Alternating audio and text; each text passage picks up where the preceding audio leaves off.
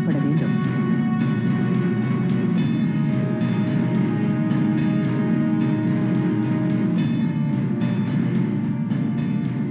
வணக்கம். சலாம் மலேசிய மடானி ஆர்டிஎம் தமிழ் செய்திகள் உங்களுக்காக. உங்களுடன் நான் கோகிலவாணி கிருஷ்ணன். பாலஸ்தீனத்தில் இஸ்ரேலின் வன்முறை வெறியாட்டம் தொடர்கிறது. கடந்த சனிக்கிழமை யூதப்படை மேற்கொண்ட வான் தாக்குதலில் மலேசிய இஸ்லாமிய அமைப்புகளின் ஆலோசனை மன்றம் மாபிம் உறுப்பினர்கள் 8 கொல்லப்பட்டனர். லாஹியாவில் அகதிகளுக்கான தங்குமிடத்தில் கூடாரங்களை அமைக்கும் பணியில் ஈடுபட்டிருந்த தன்னார்வ அதிகாரிகளை நோக்கி யூதப்படை தாக்குதலை மேற்கொண்டுள்ளது. அதில் மலேசிய அதிகாரிகள் 8 கொல்லப்பட்டதை மாபிம் தலைவர் டத்து சனி அராபி அறிக்கை வழி உறுதி செய்தார். உள்ளூர் நேரப்படி நண்பகல் 1:30 வாக்கில் அந்த கோர சம்பவம் நிகழ்ந்ததாக அவர் குறிப்பிட்டார். அந்த வெறி செயல் போர் மண்டலத்தில் பொதுமக்களை பாதுகாக்கும் அனைத்துலக சட்டத்தையும் ஜெனீவா உடன்படிக்கையையும் மீறும் வகையில் அமைந்துள்ள மாபிம் கடுமையாக சாடியுள்ளது. வசிப்பிடங்களை இழந்த காசா மக்களுக்கு என இதுவரையில் 1000 தற்காலிக கூடாரங்கள் எழுப்பப்பட்டுள்ளதாக டத்து சனி அராபி குறிப்பிட்டார். ஜாசேகா மத்திய செயற்குழுவில் மாற்றங்கள் நிகழ்ந்துள்ள போதிலும் அமைச்சரவையில் மாற்றம் இராது. அமைச்சரவை மாற்றம் தொடர்பில் எழுப்பப்பட்ட கேள்விக்கு பிரதமர் டத்து ஸ்ரீ அன்வார் இப்ராஹிம் அவ்வாறு கருத்துரைத்தார். நேற்று நடைபெற்ற ஜாசேகாவின் 18வது தேசிய மாநாட்டில் அதன் 2025-2028 தவணைக்கான புதிய செயற்குழு உறுப்பினர்கள் நியமிக்கப்பட்டனர். சிரம்பான் நாடாளுமன்ற உறுப்பினரும் போக்குவரத்து அமைச்சருமான ஆந்தனி லாக் தமது தலைமை செயலாளர் பொறுப்பை தக்க வைத்துள்ளார். இலக்கவியல் அமைச்சரான கோபிந்த் சிங் டியோ DAPயின் புதிய தேசிய தலைவராக நியமிக்கப்பட்டுள்ளார். முன்னதாக லிம் குவானிங் அந்த பொறுப்பை ஏற்றிருந்தார். இந்நிலையில் வீடமைப்பு ஊராட்சி அமைச்சர் ngா கோமிங் தேசிய துணைத் தலைவராக தேர்ந்தெடுக்கப்பட்டுள்ளார். தொடர்பு அமைச்சர் தியோ நீ சிங் கட்சியின் உதவி தலைவரானார்.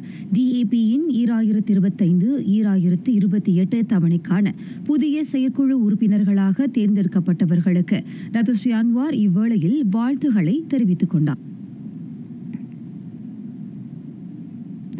பிரதமர் பதவியை 10 ஆண்டுகளுக்கு கட்டுப்படுத்தும் பரிந்துரை புதிய விஷயமன்று. மதானி நாட்டை உருவாக்கும் கோட்பாட்டில் வலியுறுத்தப்படும் இலக்கு மற்றும் மறுமலர்ச்சி கொள்கைக்கு ஏற்பவே அது உள்ளது.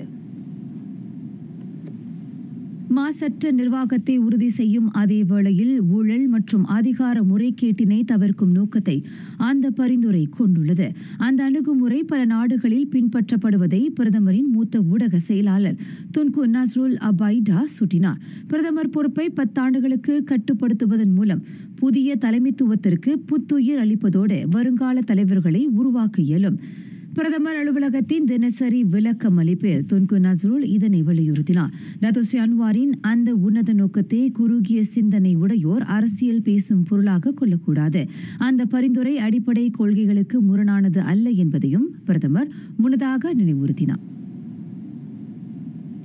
PTPTN கல்வி கடனுதவி பெற்றவர்கள் நிதி சுமையை எதிர்கொள்ளாதவாறு கடனை திரும்ப செலுத்தும் வகையிலான செயல்முறையை PTPTN நிர்வாக தரப்பு பரிந்துரைக்க வேண்டும். நோன்பு பெருநாளுக்கு பின்னர் குறிப்பிட்ட பரிந்துரையை தாக்கல் செய்ய அந்த நீதி கழகத்தை பிரதமர் டத்து ஸ்ரீ அன்வார் இப்ராஹிம் பணித்தார்.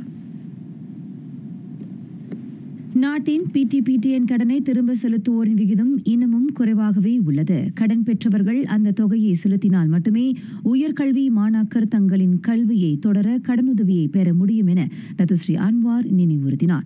வரும் தலைமுறையினர் அந்த சலுகையை பெற கடன் பெற்றவர்கள் வகை செய்ய வேண்டும் என்றார் அவர். மலேசிய உயர்கல்வித்துறையின் வளர்ச்சி குறித்து நுண்ணோக்கும் வகையில் முன்னதாக பிரதமர் உயர்கல்வி அமைச்சின் உச்ச தலைவர்களை சந்தித்தார். அந்த சந்திப்பில் PTPTN கடனுதவி குறித்து ஆலோசிக்கப்பட்டது.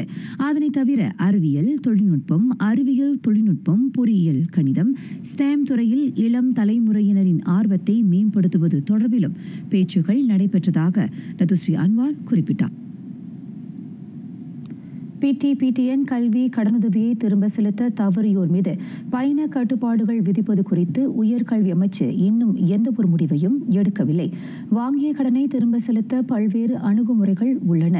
மாறாக பயண கட்டுப்பாடுகளை செயலாக்குவது மட்டுமே ஒரே வழி அன்று என அமைச்சர் Datuk Seri doctor Zambry Abdul Kadir விளக்கினார். தேசிய உயர்கல்வி கடனுதவியை பெற்றவர்கள் நிலுவையில் உள்ள கடன் தொகையை திரும்ப செலுத்த பல்வேறு வழிகள் உள்ளன. அவர்கள் மீது பயண கட்டுப்பாடுகளை விதிப்பது கடனை திரும்ப பெறுவதற்கான ஒரே அணுகுமுறை ஆகாது. இதற்கு முன் அது நடைமுறைப்படுத்தப்பட்டாலும் அதனை தொடரலாமா வேண்டாமா என்பது பற்றி உத்தேசிக்கப்படுகிறது. பிடிபிடிஎன் கடன் வாங்கியவர்கள் அதனை திரும்ப செலுத்துவதற்கான சிறந்த அணுகுமுறையை உயர்கல்வி அமைச்சு ஆராய்ந்து வருவதாக டத்துஸ்ரீ டாக்டர் ஜம்ரி அப்துல் கடீர் குறிப்பிட்டார். பேரா ஆயர்குனிங் சட்டமன்ற தொகுதி இடைத்தேர்தல். அதில் தேசிய முன்னணியை நிகர்த்து களம் இறங்கவிருக்கும் வேட்பாளரின் பெயர் இறுதி செய்யப்பட்டுள்ளது. வேட்பாளரின் பெயரை பரிசான் நேஷனல் தலைவர் டத்துஸ்ரீ டாக்டர் அஹ்மத் ஜயீத் ஹமீடி விரைவில் அறிவிப்பார் என கூட்டணியின் பொதுச் செயலாளர் டத்துஸ்ரீ டாக்டர் ஜம்ரி அப்துல் கடீர் தெரிவித்தார்.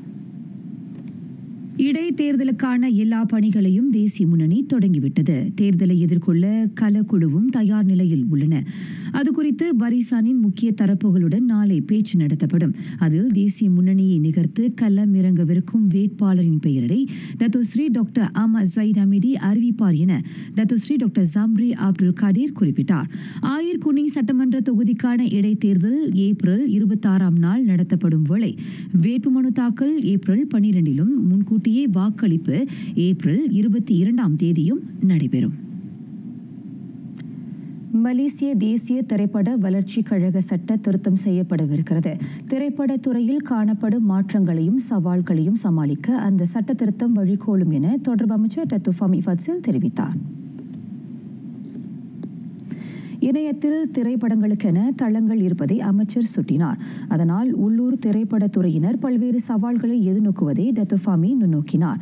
இவ்வேளையில் மலேசிய மூத்த கலைஞர்கள் நலன் சங்கத்திற்கு அமைச்சர் 50,000 ரிங்கிட் நிதியுதவியை அளிப்பதாகவும் அவர் இவ்வேளையில் தெரிவித்தார். அங்காசபுரி கோத்தா மீடியாவில் ராய சமசம நிகழ்ச்சியில் கலந்து கொண்ட பின்னர் டத்து ஃபமி ஊடகத்தாரிடம் பேசினார்.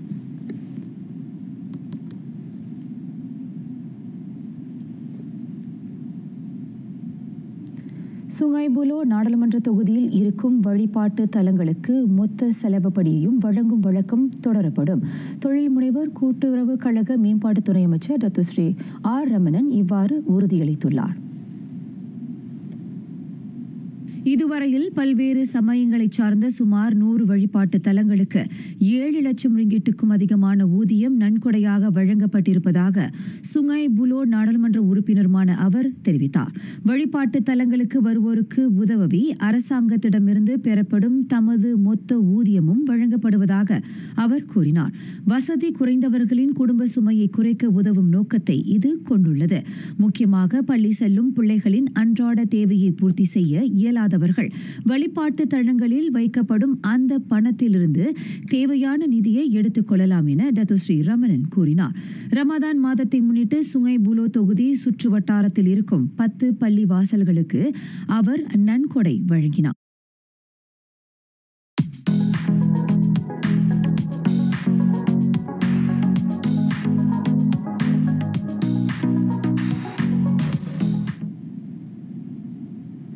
கடமையை முன்னிறுத்தும் வட்டார கொள்கைகளை வரைய ஆசியானுக்கு தலைமை ஏற்றுள்ள மலேசியா ஏனைய நாடுகளுக்கு சிறந்த வாய்ப்பை வழங்குகிறது. விளையாட்டு உள்ளிட்ட அனைத்து துறைகளிலும் நீதி வலுவாது நாடு நடந்து கொள்வதாக பிரதமர் துறையின் சட்ட கழக மறுமலர்ச்சிக்கான அமைச்சர் டத்துஸ்ரீ அசலினா ஒத்மன் சாயிக் தெரிவித்தார். நீதி, சிக்கலுக்கான மாற்று தீர்வு முதலானவை சட்டத்திற்கும் விளையாட்டுத்துறைக்கும் இடையிலான உறவை இறுகப்படுத்த உதவும் என அமைச்சர் கருத்துரைத்தார். 2025 ஆசியான் விளையாட்டு ADR ஆய்வரங்கத்தின் வழி விளையாட்டுத்துறை தொடர்பான சிக்கல்களுக்கு தீர்வு வழங்கும் நடைமுறையை வலுப்படுத்த மலேசியா ஆயத்தமாக உள்ளது. அந்த ஆய்வரங்கம் வரும் மே மாதம் நடத்தப்படும்.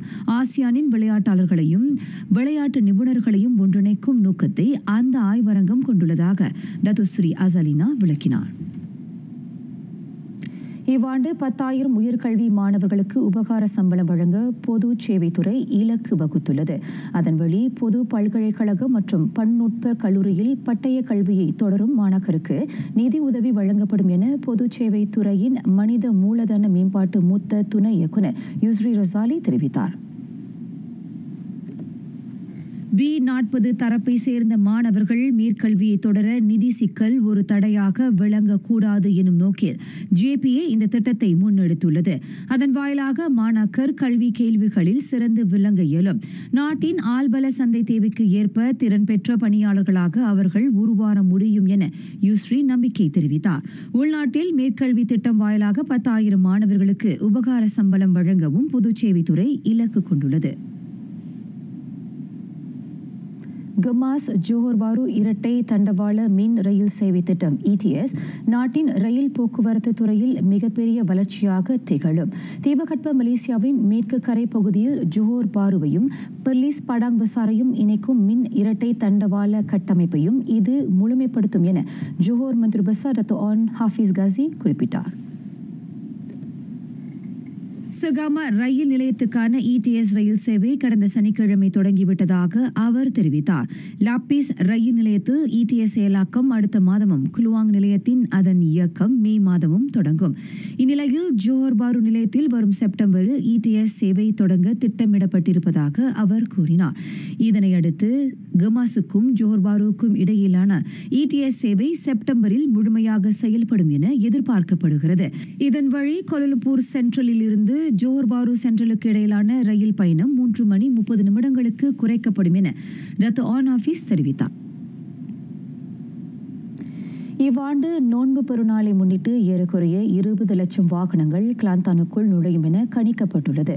பாசிர்புத்தே, குவா முசாங், ஜெலி ஆகிய 3 முதன்மை நுழைவாயில்கள் வாயிலாக அதிகமான வாகனங்கள் நுழையும் என மாநில போக்குவரத்து துறை இயக்குநர் முகமது மிஸ்வாரி அப்துல்லா கணிப்பை வெளியிட்டுள்ளார். இம்மாதம் 27ஆம் 28ஆம் தேதிகளில் அனைத்து வழித்தடங்களிலும் போக்குவரத்து நெரிசல் ஏற்படும் என எதிர்பார்க்கப்படுகிறது. மார்ச் 24ஆம் தேதி தொடங்கி ஏப்ரல் 8 வரை குறிப்பிட்ட சாலைகளில் சோதனை நடவடிக்கை முடுக்கிவிடப்படும். 187 அதிகாரிகள் அந்த நடவடிக்கையில் ஈடுபடுவர். பெருநாள் காலங்களில் சாலை விபத்துகளை தவிர்க்க கவனமாகவும் பாதுகாப்பாகவும் பயணத்தை மேற்கொள்ளும்படி பொதுமக்களை முகமது மிஸ்வாரி அப்துல்லா அறிவுறுத்தினார். நாட்டில் இவ்வாண்டின் முதல் 2 மாதங்களில் வீடுகளை உட்படுத்தி 516 தீ விபத்துகள் பதிவாகியுள்ளன.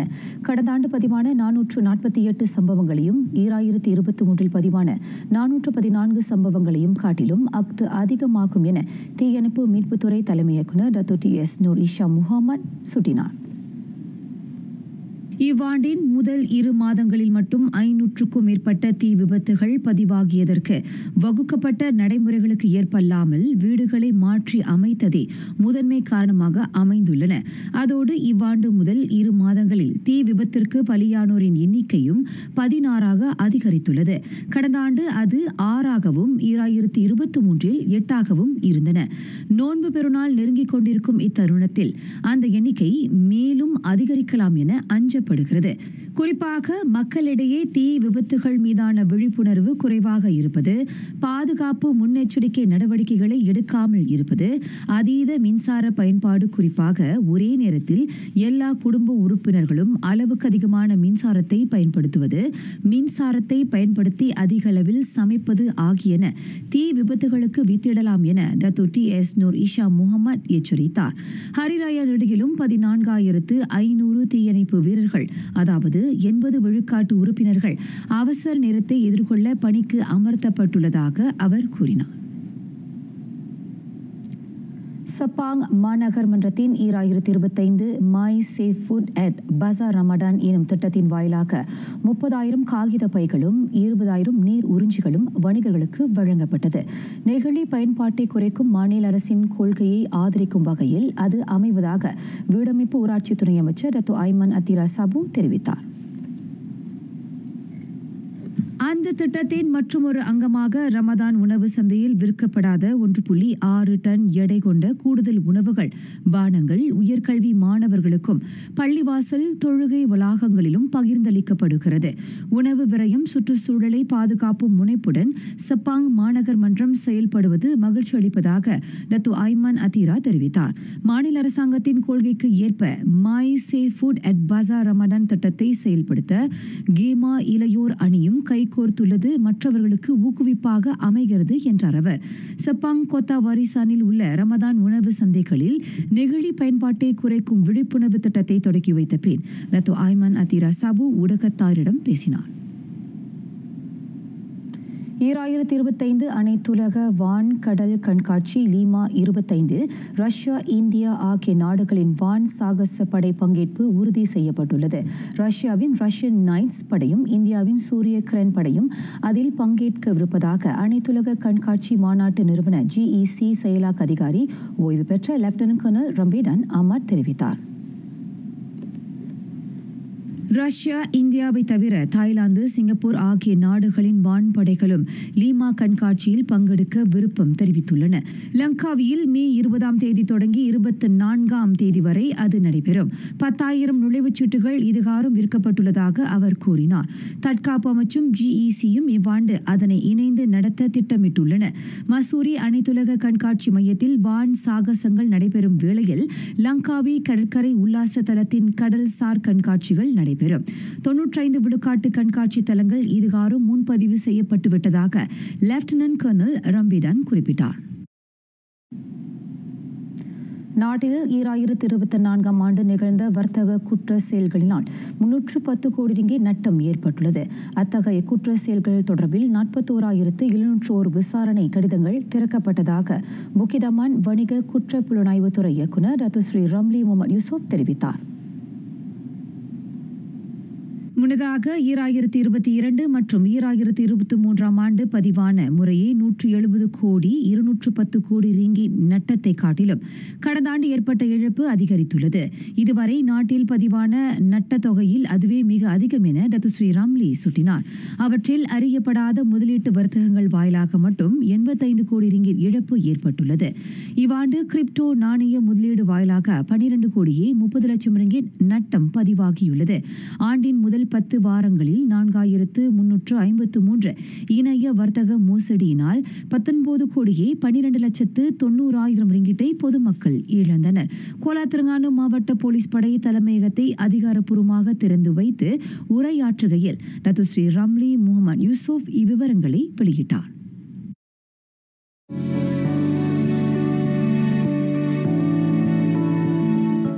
மேக்கப் ஆர்டிஸ்ட் எனக்கு கவர்மெண்ட் மூலிமா ஐசிடிலேருந்து எனக்கு திங்ஸ் கொடுத்துருந்தாங்க. அது என்ன திங்ஸ்ன்னு பார்த்தீங்கன்னா சலூன் திங்ஸு. ஸோ நான் ஒரு மேக்கப் ஆர்டிஸ்டாக இருக்கிறனால சலூன் திங்ஸ் தான் நான் கேட்டிருந்தேன். அப்ளை பண்ணி எனக்கு கிடச்சிருச்சு. இதுக்காக நான் YB பப்பராயிடு அவருக்கு மாதவனுக்கு ரொம்ப நன்றி சொல்ல கடமைப்பட்டிருக்கேன். ஸோ அவங்க எனக்கு அப்ரூவ் பண்ணி கொடுத்தனால எனக்கு கிடச்சிச்சு. இன்னொன்று பார்த்தீங்கன்னா இந்த திங்ஸ் வச்சு என்னோட கடைக்கு ஒர்க்குக்கு ரொம்ப ஈஸியாக இருக்குது. ஸோ கொஞ்சம் திங்ஸ் இல்லாமல் இருந்துச்சு. ஸோ இது கிடச்சதுனால எனக்கு ரொம்ப ஈஸியாக இருக்குது. அண்ட் தென் பார்த்தீங்கன்னா நான் ஷூட்டிங்லேயும் ஒர்க் பண்ணுறதுனால எனக்கு அதில் கொடுத்த திங்ஸ்லாம் ரொம்ப ஒரு ஹெல்ப்ஃபுல்லாக இருந்துச்சு.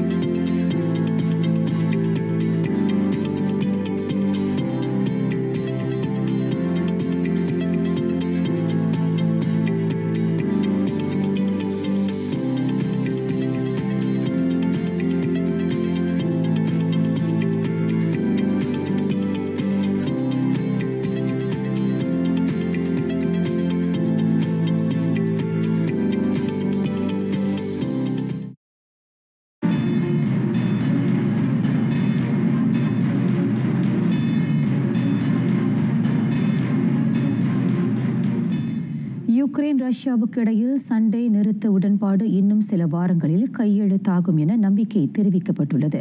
அதற்கான சாத்தியம் குறித்து அமெரிக்க அதிபர் டொனால்ட் ட்ரம்பும் ரஷ்ய அதிபர் விளாடிமிர் புட்டினும் விரைவில் கலந்துரையாடுவர் என எதிர்பார்க்கப்படுகிறது. சவுதி அரேபியாவில் நடைபெற்ற பேச்சுகளுக்கு பின்னர் யுக்ரைன் 3 ஆண்டு கால போரை நிறுத்தும் அமெரிக்காவின் பரிந்துரையை ஏற்றுக்கொண்டது. இந்த பரிந்துரையை ஏற்றுக்கொள்ளும்படி மாஸ்கோவும் வாஷிங்டனும் கீஃபை ஐரோப்பிய நட்பு நாடுகளும் வலியுறுத்தி வருகின்றன.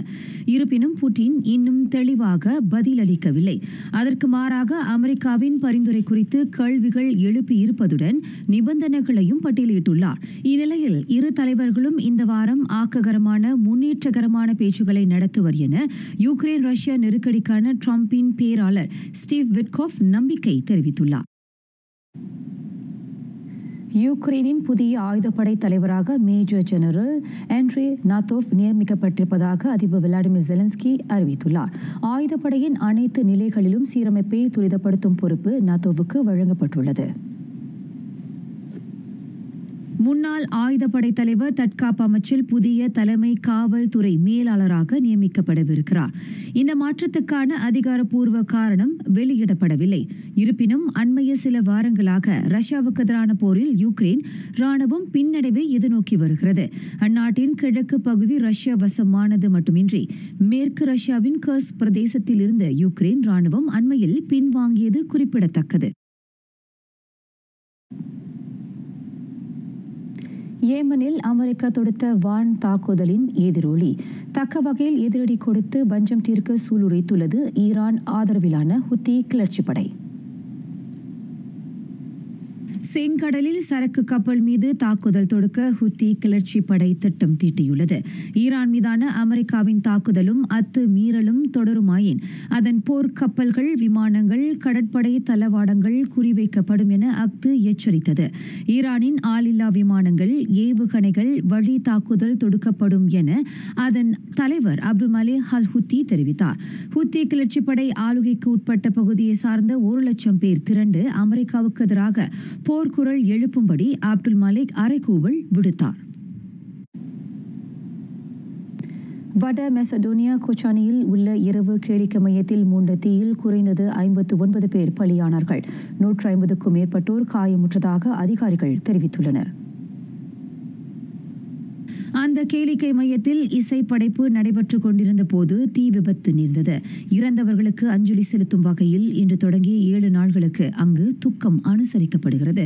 அந்த கேளிக்கை மையத்தில் இளைஞர்கள் அதிகமானோர் கூடியிருந்தனர். ஹிப்ஹாப் இசை நிகழ்ச்சி மேடையில் அரங்கேறிக் கொண்டிருந்த போது கொளுத்தப்பட்ட மத்தாப்பிலிருந்து அந்த தீ பரவியதாக நம்பப்படுகிறது. விபத்து நேர்ந்த போது அந்த இரவு விடுதியில் குறைந்தது 500 பேர் இருந்ததாக செயலாக்க தரப்பு தகவல் வழங்கியது. காயமுற்ற 155 பேர் மருத்துவமனைக்கு கொண்டு செல்லப்பட்டனர். அவர்களில் 22 பேரின் நிலைமை கவலைக்கிடமாக உள்ளது. அந்த தீ விபத்து தொடர்பில் 20 பேர் விசாரிக்கப்படுகின்றனர்.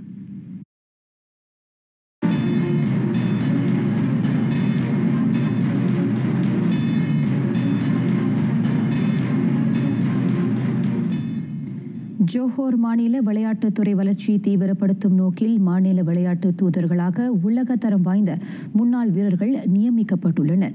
அடுத்து வரும் தலைமுறையினர் விளையாட்டு ஜாம்பவான்களை எடுத்துக்காட்டாக கொள்ள வேண்டும் என்ற உத்வேகத்தை விதைக்கும் வகையில் அண்மையில் தேர்வு செய்யப்பட்ட டத்து லீ சாங் வெய் உட்பட ஒவ்வொரு தூதரின் நியமனமும் அமைந்துள்ளது.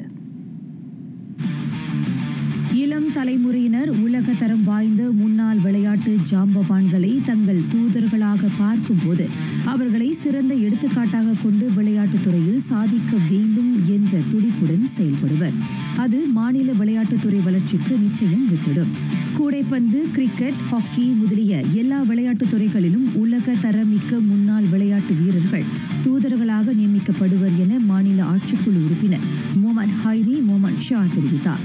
விரைவில் மாநில மந்திரி பசா டத்து ஆன் ஹஃபீஸ் காசியுடன் இணைந்து தமது தரப்பு டத்து லீ சாங் வெயுடன் சந்திப்பு நடத்தவிருப்பதாக அவர் கூறினார். ஜோஹோர் பூப்பந்து விளையாட்டு வளர்ச்சிக்கு அவர் ஆற்றவிருக்கும் பங்களிப்பு குறித்து அதில் கலந்துரையாடப்படும். தூதர்களாக நியமிக்கப்பட்டிருக்கும் சோனி வில்லியம், டிம் கேல், ஹபீப் நூர் மஹதோப் ஆகியோரின் வரிசையில் டத்து லீ சாங் வெயும் இடம்பெற்றுள்ளார். சூப்பர் லீக்கில் தோல்விக்கான நிலையை தொடர்கிறது JDT.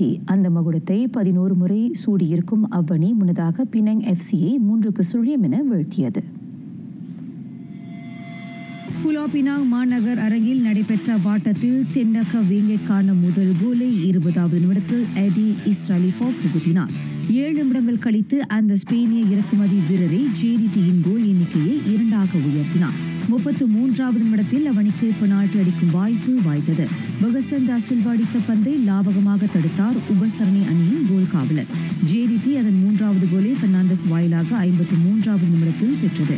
சூப்பர் லீக்கில் அவனி பதிவு செய்திருக்கும் 20வது வெற்றி இதுவாகும். பதக்கம் வெல்லும் நியூகாசல் யுனைடெட்டின் 70 ஆண்டு கால கனவு பலித்தது. இன்று அதிகாலை அவனி லிவர்பூலை 2-1 என வென்று லீக் கிண்ணத்தை கைப்பற்றியது. நியூகாசலுக்கான கோல்களை முற்பாதியில் டான் பர்னும் பிற்பாதியில் அலெக்சாண்டர் ஐசக்கும் புகுத்தினர். லிவர்பூல் அதன் ஒரே ஆறுதல் கோலை கூடுதல் நேரத்தில் ஃபெட்ரிகோ சியாசா மூலம் பெற்றது. 2 ஆண்டுகளுக்கு லீக் கிண்ண இறுதியாட்டம் வரையில் முன்னேறிய நியூகாசல் அதில் மான்செஸ்டர் யுனைடெடிடம் தோல்வியை தழுவியது. அவனி ஆக கடைசியாக முதலாவது உள்ளூர் கிண்ணத்தை 1955 வென்றிருந்தது என்பது குறிப்பிடத்தக்கது. அடுத்த பருவ வெற்றியாளர் லீக்கிற்கு முன்னேறுவதில் சற்று சறுக்களை சந்தித்துள்ளது செல்சி. ஆர்சனலுக்கு எதிரான பிரீமியர் லீக் ஆட்டத்தில் தி ப்ளூஸ் 1-0 என மண்ணை கவ்வியது. தி கன்னர்ஸுக்கான அந்த ஒரே வெற்றி கோலை 20வது நிமிடத்தில் மிக்கல் மரினோ புகுத்தினார். அந்த வெற்றியை தொடர்ந்து பிரீமியர் லீக் பட்டியலில் முதலிடத்தில் இருக்கும் லிவர்பூல் அணியுடனான புள்ளிகள் இடைவெளியை அவ்வணி 12ஆக குறைத்து கொண்டிருக்கிறது. தோல்வியடைந்தாலும் தொடர்ந்து 4ஆம் நிலையில் நீடிக்கிறது செல்சி. இருப்பினும் 9ஆம் நிலையில் இருக்கும் ஆஸ்டன் வில்லாவை காட்டிலும் 4 புள்ளிகள் வித்தியாசத்தில் மட்டுமே அது முன்னணியில் உள்ளது. அதன் மற்றொரு ஆட்டத்தில் மான்செஸ்டர் யுனைடெட் 3-0 என லெஸ்டரை வீழ்த்தியது. யுனைடெட்டுக்கான முதல் கோலை 28ஆம் நிமிடத்தில் ரஸ்முஸ் ஹாய்லண்ட் பெற்றுத் தந்தார். அவனுக்கான எஞ்சிய கோல்களை பிற்பாதியில் அலெஹாண்ட்ரோ கிரானாச்சோ மற்றும் ப்ரூனோ பெர்னாண்டஸ் இருவரும் புகுத்தினர். நடப்பு பருவத்தில் லெஸ்டருக்கு எதிரான களம் கண்ட 4 ஆட்டங்களிலும் வாகை சூடி இருக்கிறது தி ரெட் டெவில்ஸ். தற்போது பிரீமியர் லீக் பட்டியலில் 37 புள்ளிகளுடன் யுனைடெட் 13ஆம் நிலையை வகிக்கிறது. Sejak tahun 2020 sehingga 27 Januari 2025, lebih 25,000 kandungan yang didapati merupakan berita palsu telah diturunkan.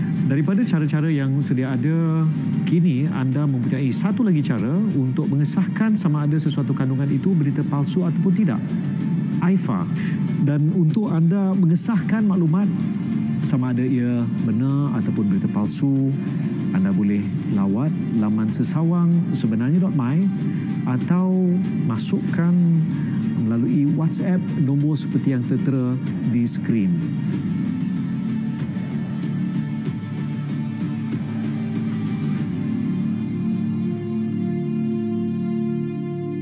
Senang kan? Anda boleh juga download melalui QR code ini.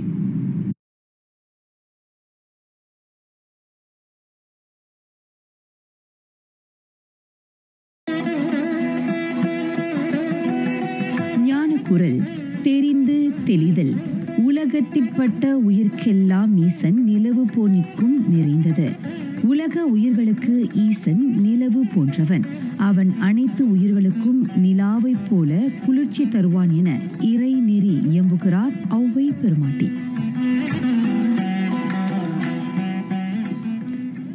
நிறைவடைகின்றன RTM தமிழ் செய்திகள். எங்களோடு இணைந்ததற்கு நன்றி.